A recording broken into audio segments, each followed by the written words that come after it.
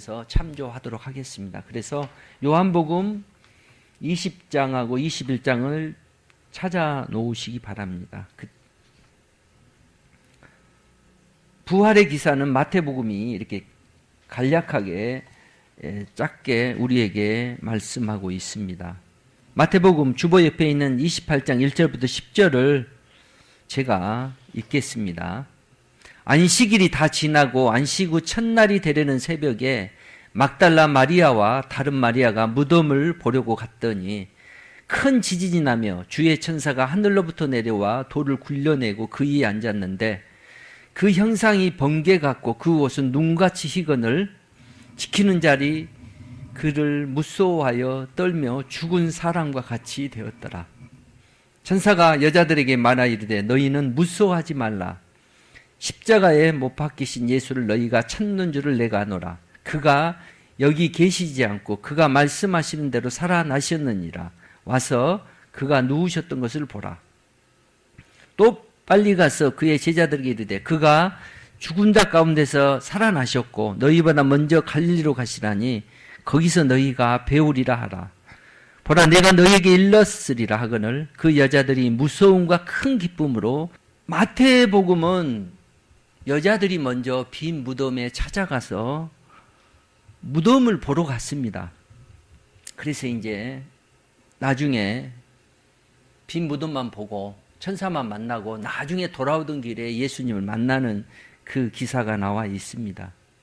오늘 제가 요한복음 20장하고 21장을 선택한 이유는 요한복음은 예수님의 부활에 대해서 만난 사람들에 대해서 직접적으로 기록하고 있습니다.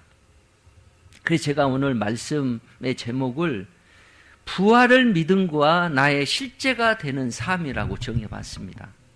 우리가 예수님의 제자와 그 주변에 있던 사람들은 부활을 믿지 않았습니다. 3년 동안 했던 12제자도 마찬가지고 그 막달라 마리아도 믿지를 않았습니다. 막달라 마리아와의 그 관계는 예수님이 특별히 그의 오빠 나사로를 살리심으로써 부활의 예표를 해주고 있어요. 그러면서 나는 부활이요 생명이니 나를 믿는 자는 죽어도 살겠고 이 말씀을 해요.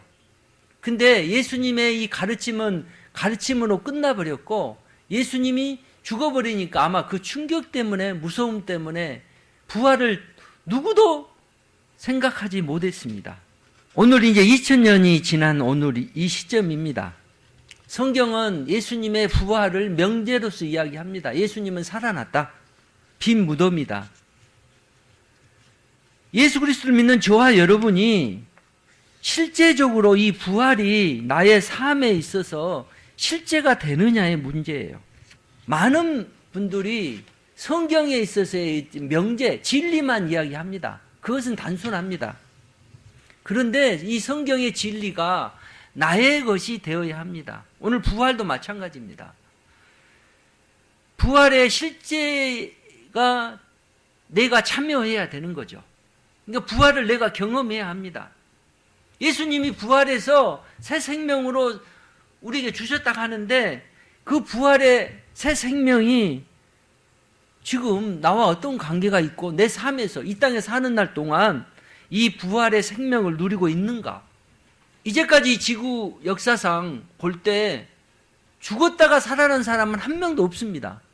물론 어떤 가수면 상태로 빠졌다가 가사 상태에 빠졌다가 살아난 사람도 있지만 다 죽었어요. 근데 오직 한 분 하나님의 아들 예수 그리스도만 이 땅에 육신을 입고 오셔서 죽으셨습니다. 아마 죽었다면 그 일로 끝났을 텐데 예수님은 죽음을 이기고 살아나셨고 다시 하늘로 올라가셨습니다. 이 사실은 사복음서가 우리에게 분명하게 이야기해 주고 있습니다. 이 땅에 많은 성인 성자들은 무덤을 자랑합니다. 사람들은 그 사람이 죽은 다음에 무덤에 가서 그 사람을 기억합니다. 그러나 예수 그리스도는 빈 무덤입니다. 왜 그러냐면 이 땅에서 죽거나 계속 영원히 남아있는 그런 존재가 아니었어요. 그래서 예수 그리스도는 빈 무덤을 자랑하고 있습니다. 오늘 이제 요한복음 20장을 좀 보시기 바랍니다. 예수님이 돌아가신 날이 금요일 날입니다. 금요일 날. 금요일 저녁에 운명하셨어요. 그래서 금요일 밤 지나고 토요일 밤 지나고, 그 당시로 토요일은 안식일입니다. 엿새째 되는 날이기 안식일이어서 그날은 아무것도 안 합니다. 그래서 이제 예수님을 따랐던 여자분들이 아마 우리나라처럼 3일 지나서 무덤에 한번 찾아보는 그런 습관이 있는 모양이에요. 옛날 우리나라도 저 어렸을 때 보면 돌아가시고 나서 무덤에 이렇게 장사하고 나서 마리아가 누가 와서 우리 예수님의 시체를 훔쳐갔구나 라고 하면서 절망합니다. 그래서 얼른 다시 제자들 있는 곳에 달려가서 이야기합니다. 시몬 베드로와 예수께서 사랑하시는 그 다른 제자, 이것은 요한을 말합니다. 사람들이 주님을 무덤에서 가져다가 어찌 두었는지 우리가 알지 못하겠느라. 지금 이 사람들은 예수님의 그 죽은 시신을 지금 찾고 있습니다. 무덤에 가서 무덤이 열려있고 예수님의 시신이 없으니까 깜짝 놀란 거예요. 그래서 베드로와 요한이 다시 무덤에 오니까 4절 보십시오. 둘이 다름질하더니 그 다른 제자가 베드로보다 더 빨리 달려가면서 먼저 무덤에 이르러 무덤에 속에 들어가 보니까 시신을 감쌌던 세마포만 남아있는 거예요. 구부려 세마포 놓인 것을 보았으나 들어가지, 아마 무서웠기 때문에 멀찍이 본 것 같아요. 그러니까 세마포만 개어져 있는 거예요.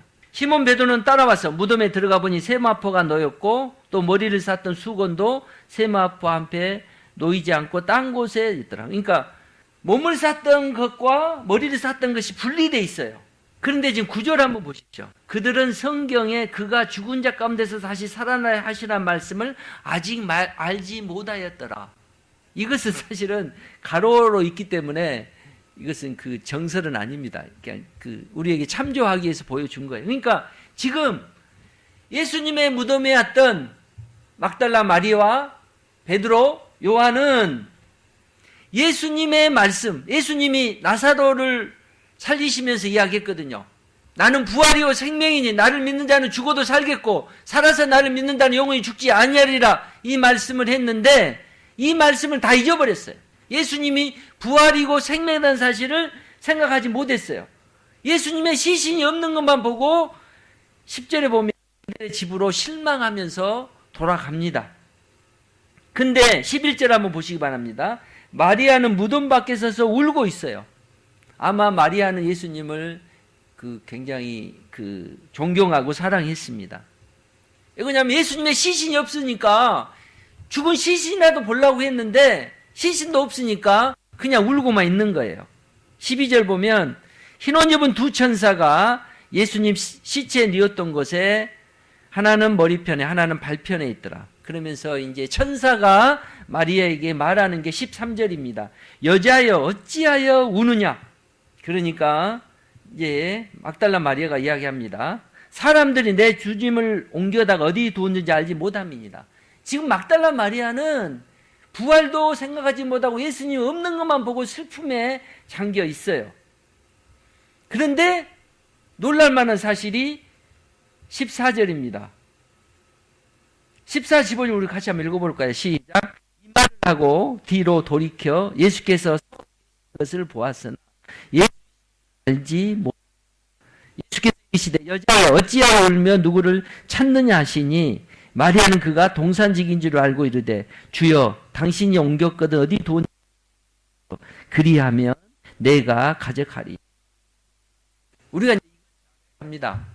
예수 부활한 이후로는 영이지만 또 육체를 가지고, 지금 여기도 육체를 가진 그 몸인데 부활하신 예수님을 보고 그 무덤을 지키는 그 동산직인 줄 압니다. 그러다 이제 16절에 예수님이 마리아야 하니까 기억난 거예요. 저것은 예수님이 나에게 부르시던 그 음성이구나 하는 거예요. 그래서 이제 우리가 많이 생각해야 돼요. 우리 육체를 가지고 있는 이 육체적인 한계 속에서 부활하신 예수님을 우리가 직접 인식할 수 있느냐 없느냐의 문제입니다. 우리 육체적인 한계 속에서는 예수님을 인식할 수가 없어요. 결국 하나님이신 예수님이 우리에게 다가와서 마리아야 할 때 깨달았잖아요. 그래서 우리의 육체의 한계로는 부활의 그 지경에 이를 수가 없습니다. 그러면서 이제 우리에게 저기한 말을 합니다. 17절 보십시오. 예수께서 이르시되 나를 붙들지 말라. 내가 아직 아버지께로 올라가지 아니하였노라. 예수님이 이 땅에 살아나셔서 이제는 하늘나라로 가셔야만 그 예수님의 일을 다 성취하셨는데 아직 하늘나라 올라가지 못했습니다. 예수님이 부활하시고 나서 40일 동안 이 땅에 사셨습니다. 그러면서 이제 이야기합니다. 너는 내 형제들에게 가서 이르되 내가 내 아버지 곧 너희 아버지 내 하나님 고이 너희 하나님께로 올라간다 하시니 그래요. 그래서 이제 예수님은 부활하고 나서 나는 하늘나라 내 본래의 고향 내가 있던 곳으로 돌아가야 한다고 이야기를 합니다. 그러고 나서 이제 막달라는 너무나 신났잖아요. 예수님의 시신을 보러 갔었는데 부활하신 예수님을 만났고 예수님의 음성을 듣고 이제 다시 제자들 있는 곳으로 돌아옵니다. 그게 이제 18절의 말씀이에요. 막달라 마리아가 가서 제자들에게 내가 주를 보았도다 하고 또 주께서 자기에게 이렇게 말씀하셨다 하고 이르니라. 지금 막달라 마리아만 예수님의 부활의 실체를 보았습니다. 그리고 예수님을 만났습니다. 그리고 부활의 확신에 있었습니다. 이것이 기독교의 신비예요. 지금에 있어서 우리가 부활하신 예수님을 어떻게 경험할 것인가의 문제입니다. 부활하신 예수님이 나에게 오셔서 계시하셔야만이 우리가 알 수가 있습니다. 우리의 육체적인 그 노력으로는 만나려고 노력해봐야 죽은 시신만 보려고 했던 마리아와 똑같은 현상입니다. 예수님은 하나님은 영으로 우리에게 말씀하십니다. 그래서 우리가 영적인 존재가 되어야만 하나님과 교통할 수 있고 예수님과 교통할 수 있다는 것입니다. 그 다음에 이제 24절을 보십시오. 마리아를 통해서 예수님이 살아났다 이 사실을 들었어요. 그런데 이제 예수님을 만나지 못한 사람, 보지 못한 사람은 도무지 부활을 믿지 못하는 것입니다. 24절 한번 또 보시기 바랍니다. 12제자 중에 하나로서 디무더라 불리는 도마는 예수께서 오셨을 때 함께 있지 아니하리라. 한번 예수님이 그 전에 보면 그 19절에서 23절에 보면 제자들이 모여있는 곳에 예수님이 오셔서 한번 너희에게 평강이 있을지다 하시고 역과 손과 옆구리를 보이시면서 예수님이 보여주셔요. 그리고는 잠깐 또 떠나십니다. 그리고 나서 이제 그때 제자들이 모여있을 때 도마는 있지 않았어요. 그러니까 부활하신 예수님은 부활하신 그분이 직접 우리에게 오셔야 제자들에게 오셔야 그 부활을 인식하며 알 수 있다는 것입니다. 24절 보면 디무도라고 불리는 도마는 제자들이와 함께 있지 않았습니다. 예수님 오실 때 예수님을 보지 못했어요. 그러니까 다른 제자들이 이야기합니다. 내가 주를 보았다, 주님을 봤다 하니까 도마가 말합니다. 나는 주님의 그 손자국, 주님의 그 창자국에 내 손을 넣어보지 않고서는 믿을 수 없다. 어찌 보면 도마는 굉장히 실증주의자입니다. 내가 경험하지 않는 한, 내가 예수님의 그 손의 못자국과 창의 그 옆구리에 손을 넣어보지 않는 한 나는 믿을 수 없어 이야기합니다. 과학적인 사고를 갖고 있죠. 철저히 이성주의자입니다. 자기의 머리로 내 경험으로 인식해야만 예수님이 다시 살아난 걸 인정하겠다는 것이에요. 이제 이 일이 있고 나서 8일 후에 26절 보면 8회가 지나서 제자들이 함께 있는데 도마도 함께 있었던 것 같아요. 다시 부활하신 예수님의 첫 인사는 샬롬이에요. 샬롬. 우리 성경에는 평강이 있을 때 나오는데 유대인의 샬롬이에요. 샬롬 하는 거예요. 그러면서 이제 도마가 했던 말을 기억하면서 도마에게 이야기합니다. 27절, 28절, 29절까지 한번 읽어볼까요? 시작. 도마에게 이르시되 내 손가락을 이리 내밀어 내 손을 보고 내 손을 내밀어 내 옆구리에 넣어보라. 그리하여 믿음 없는 자가 되지 말고 믿는 자가 되라. 도마가 대답하여 이르되 나의 주님이시오 나의 하나님이시이다. 예수께서 이르시되 너는 나를 본고로 믿느냐 보지 못하고 믿는 자는 복되도다 하시니라. 예, 오늘 이 도마를 통해서 우리에게 굉장한 말씀을 예수님이 하십니다. 도마가 그렇게 실증주의자이기 때문에 나는 예수님의 그 손에 못자국에 창자국에 손을 넣어봐야 믿는다 하니까 예수님이 직접 나타나셔서 그럼 한번 손 넣어보고 봐라. 감히 예수님의 그 몸을 보고서 그 손 넣지 않아도 다 알 수 있잖아요. 그러면서 이제 이야기하잖아요. 믿음 없는 자가 되지 말고 믿는 자가 되라라는 것이에요.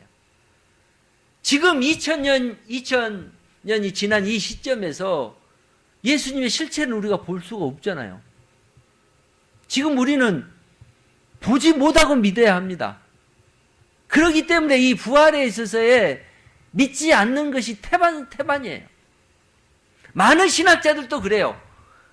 부활은 믿을 수가 없어. 어떻게 죽은 사람이 하냐. 그래서 볼트만 같은 사람은 이야기합니다. 비신화화했다는 거예요. 성경을 하면서 예수님의 그 부활을 인정하지 못합니다.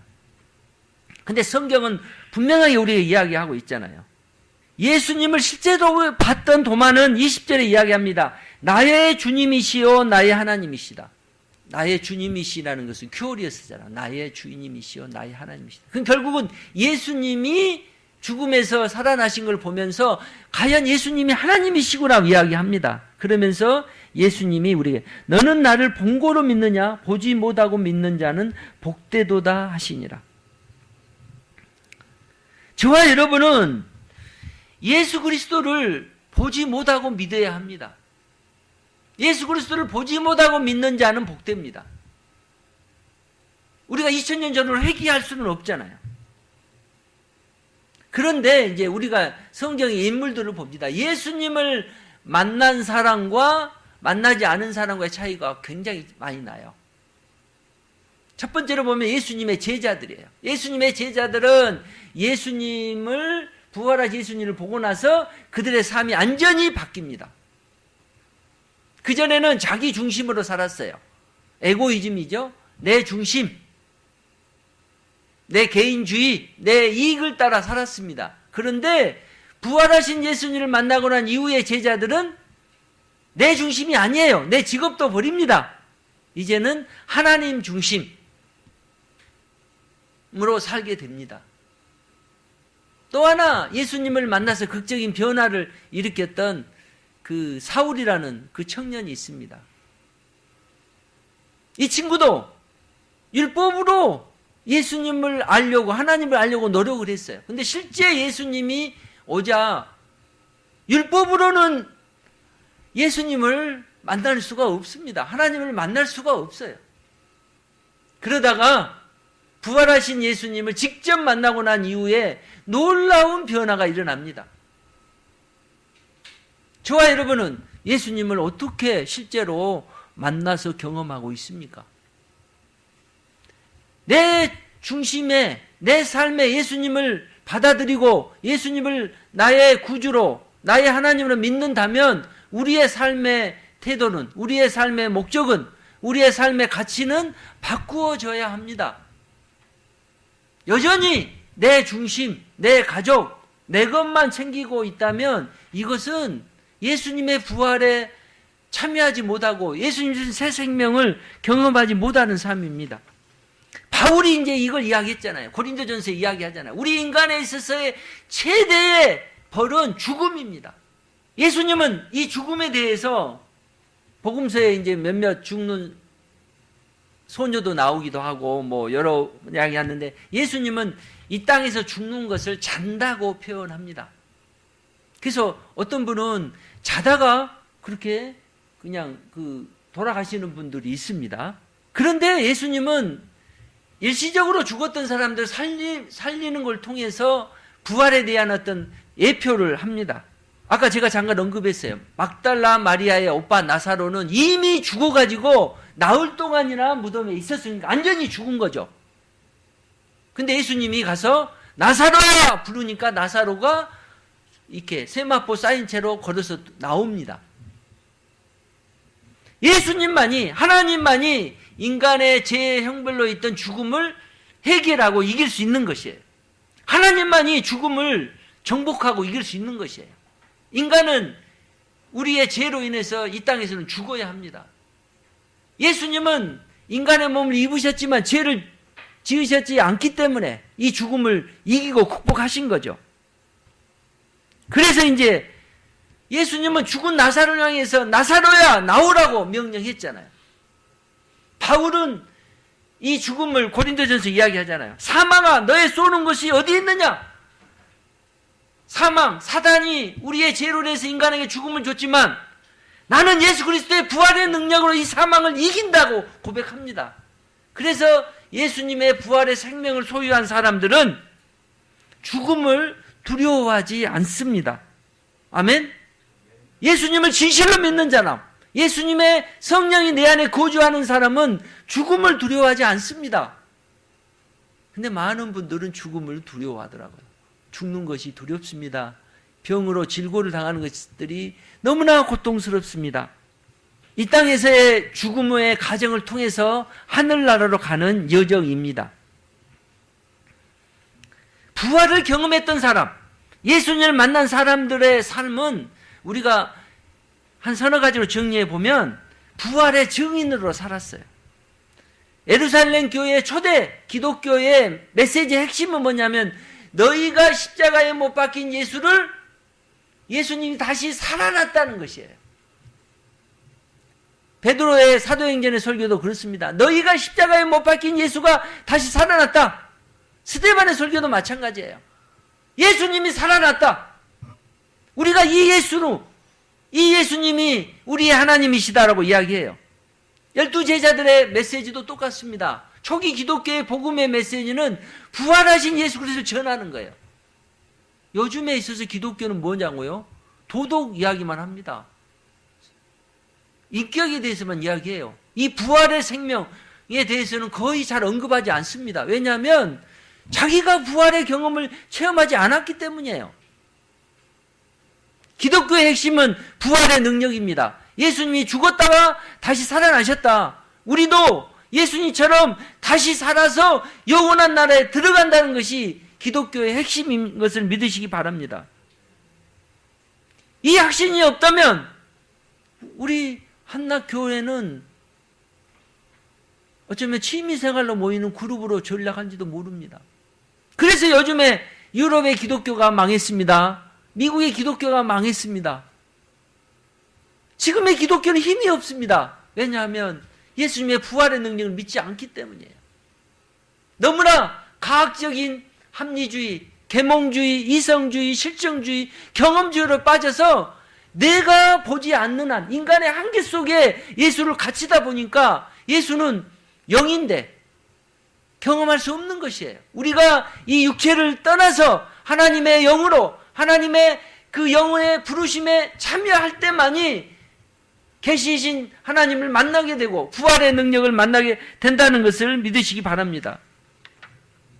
2022년에 우리가 이 부활절에 참여하면서 이제부터는 내가 부활에 참여하고 부활의 생명을 소유한 자로서 내 삶을 더욱 존귀하고 더 귀한 곳에 내가 써야 되겠다. 예수님의 부활을 생명을 소유한 사람은 자기 중심으로 살지 않습니다. 남을 생각해요. 이타주의적인 삶을 합니다. 제가 지난 한 3주 못 됐습니다. 지난 11월, 한 3월 22일 날 갔다가 4월 7일 날 나왔는데 참 많은 분들의 제가 그 대접과 그 환대를 받았어요. 어떤 분은 제 그 선교센터도 요즘은 매일 하루에 2만 원씩 내야 합니다. 차지도 해야 되고 그 다음에 차 렌트카도 해야 되고 꽤 되더라고요. 그 선교비 렌트값만 한 30만 원에 아니 선교비 그 숙소만 30만 원 그 다음에 렌트비도 뭐 굉장히 그래서 거의 한 100만 원 돈이 들어갔어요. 근데 그 장로님이 다 그 다 지불하시더라고요. 제가 그래서 좀 미안해서 아이고 장로님 이거 렌트값 좀 주십시오 하고 제가 어느 정도 돈을 드리니까 안 받는데요. 아 그래도 받으십시오. 그리고 다시 저한테 그 돈을 주시더라고요. 그게 제가 비행기 타기 전날이었어요. 서울에 있는 어느 제 선배가 저를 부르더라고요. 나 좀 만나고 가라 그러더라고요. 그래서 바쁘지만 내려갔어요. 거기 가니까 이제 베트남에서 온 그 젊은 선교사 부부 하나가 있어요. 근데 굉장히 형편이 어렵더라고요. 그래서 제가 불현듯 그 장로님이 주셨던 제가 렌트값으로 들었던 몇십만 원이 갑자기 생각나더라고요. 그래서 내가 갑자기 그 베트남 선교사를 주고 싶더라고요. 그래서 그 사모한테만 저랬어요. 이것은 내가 주는 것이 아니라 오늘 내가 이런 일이 있었는데 이 금액을 내가 드리고 싶다. 제가요, 왜 이 말을 하냐면, 제가 그 장로님이 다시 돌려준 그 몇십만 원을 나 혼자 그 간직하고 했더라면, 나 혼자 그냥 먹고 마는 것이에요. 그런데 이걸 제가 그 베트남 선교사에 나눔으로 해서 몇 사람이 기뻐하냐면, 장로님도, 저에게 금액을 줬던 장로님도 기뻤고, 저도 기뻤고, 그 선교사 부부도 기뻤고, 저를 불렀던 그 선배 목사도 기뻤고, 몇 사람들이 기뻐하는 거예요. 아, 이게 나눔의 복이구나. 진짜 이게 나눔의 복이더라고요. 그 몇십만 원을, 물론 내가 나한테 조금 도움이 됐지만, 나로 끝나버릴 텐데, 이것을 제가 나누니까 5사람, 6사람이 기뻐하면서 나눈 거예요. 그러면서 제 선배가 제가 뭐 좀 사야 될 게 있으니까, 아, 걱정하지 마. 내가 그 몇십만 원 다 사서 붙여줄게 하는 거예요. 그리고 이제 뭐 그 선배가 이제, 우리 교회에서 이제 교회도 다 짓고 했으니까 이제 정성교사 후원도 하겠다. 이제 그 이야기 하면서 하는데 그런 만남들. 그러니까 그 선배도 아마 제가 과연 대부분의 사람들이요. 돈을 잘 안 주려고 하죠. 그냥 입마에 포켓 하려고 해요. 근데 나누면 이게 굉장히 크다는 거예요. 또 하나만 간증하겠습니다. 저 광주에 가서 43년 만에 제 고등학교 은사님을 만났습니다. 물론 그 전부터 이제 페이스북 하면서 우리 한번 만나자 했는데 굉장히 그 선생님하고 있었던 때가 우리가 어려울 때에서 1980년 그때입니다. 고2, 제가 고2예요. 저 담임 선생님이셨고 그분은 독일어를 가르친 시인이셨어요. 근데 그분은 굉장히 그러니까 저는 한 16이고 그분은 한 30 정도 됐었고 집도 가까이 살았어요. 그 신안동에 살았는데 이쪽이 저희 집이고 선생님 집은 저쪽에 그때는 다 전세 살 때 되니까 2층이었어요. 그 선생님 저를 굉장히 저를 사랑했던 것 같아요. 그래서 교화야 우리 집에 밥 먹자 가서 선생님 집 가서 밥 먹고 애들도 제가 알았고 또 수업하기 전에 그럽니다. 오늘은 정 목사가 기도하고 수업하자 막 그런 이야기도 하고 그래서 그 참 선생님 저를 특별히 기억했던 것 같아요. 근데 그 5월 달에 그 사건이 있었잖아요. 수많은 사람들이 그 처절한 죽음을 보고 저희 그 학교에서도 그 두 분이 한 분은 죽었고 한 분은 그 중학생은 총상을 입었는데 저희 전남고등학교에서도 그 사건이 일어났어요. 근데 이 선생님 올람전에 참여해서 그 수많은 시신을 봤대요. 그러면서 이건 전쟁터가 아닌데 그 강주에서 참상을 보면서 굉장히 마음이 슬펐던 것 같아요. 근데 하나님이 감동을 주셨어요. 그러면서 그분이 그 강주의 참상을 썼어요. 강주여 나의 십자가요. 이게 굉장히 유명해졌어요. 그래가지고 이 강주 사건을 이야기하면 이 선생님의 시가 떠오릅니다. 물론 그 이후로 선생님은 거기 끌려가서 해직도 당하고 수많은 그 고통도 당했어요. 그러다 이제 제가 43년 만에 만났습니다. 그러면서 그 선생님이 책을 쉬운 2권 냈답니다. 근데 가장 그 책 5권을 보자기에 쌓아오셨어요. 그러면서 제 이름에 다 서명해가지고 이건 미국에서 출판된 거, 영국에서 독일에서 출판된 거, 일본에서 출판된 거, 그걸 저한테 가져오셨어요. 미국 안 가고, 저도 일본에 거 안 했는데, 하여튼, 그러면서 하루 종일 바쁘신 분이, 그분은 나중에 이제 교수도 하셨고, 은퇴하셔서 5.18 기념재단 이사장도 하신 분이에요. 하루 종일 저랑 동행했어요. 그리고 제가 이제 저녁 때 제 친구 교회 간다고 하는데 난 선생님 모셔다 드리고 내 친구 교회 가려고 하는데 아니래요. 저랑 동행하겠대요. 그래서 뭐 어떻게 선생님이 동행하신다는데 그 70대 중반이신데. 그래서 제가 이제 같이 갔어요. 그 친구 교회 가면서 그 선생님이 깜짝 놀리시더라고.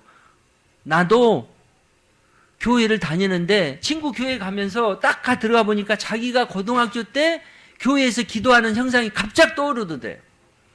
그런데 거기서 또 시를 쓰더라고, 막. 그분은 영감이 너무 탁월해서. 그래서 오늘 정규화 목사와 더불어 그 교회에 갔는데, 그러면서 이제 또 우리한테 그 하나님 이야기도 하고, 신앙 이야기도 하고, 저녁도 내 친구가 사야 되는데, 내 신앙, 아니래요.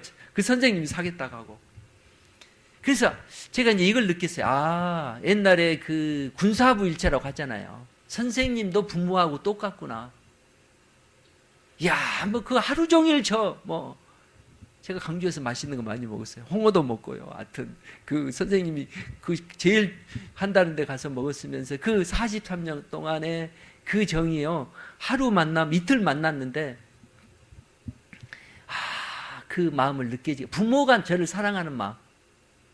제가 월요일 날 올라오려다 좀 무슨 일이 있어서 못 올라왔어요. 그러다가 선생님 서재를 한번 가고 싶어서 제가 전화를 하니까 빨리 오라고 하더라고요. 같이 점심 먹고.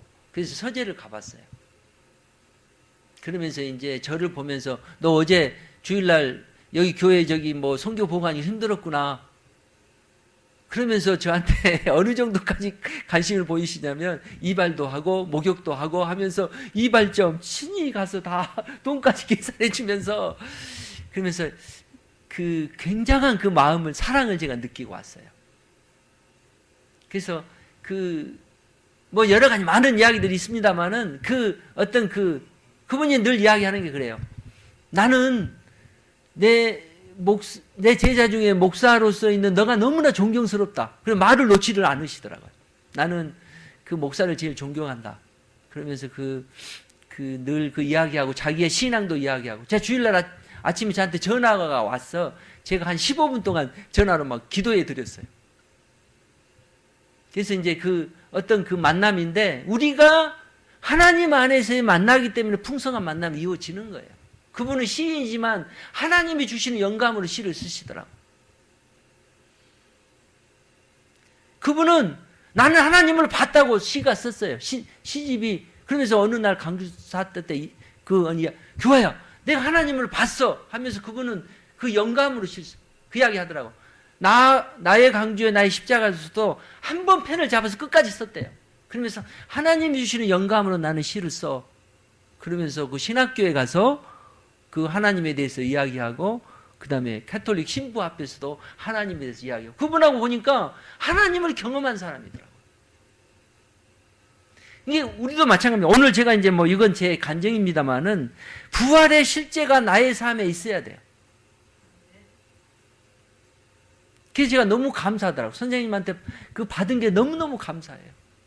그래서 제가 서재 가니까 조금 쾌쾌하더라고요. 그래서 선생님 여기 이 서재에 공기청정기가 좀 필요할 것 같습니다. 이 책에서 5,000권이 있더라고요. 그 서재에 가니까 공기청정기가 필요한 것 같아서 이건 제가 조그맣게 드리는 것입니다. 공기청정기 할 때 쓰십시오 하고 제가 조금 봉투에 담아서 드렸어요.